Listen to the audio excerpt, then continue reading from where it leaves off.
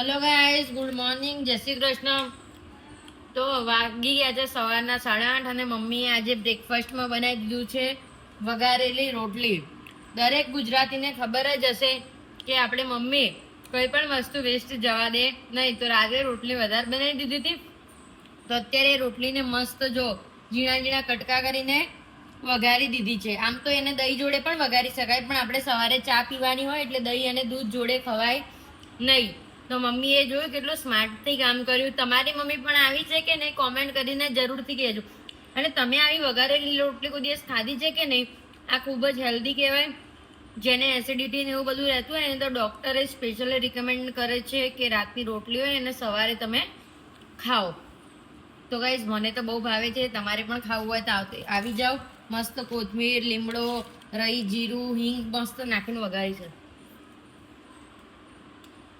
એક નંબર રહી. અને ઇલાયચી વાળી ચા.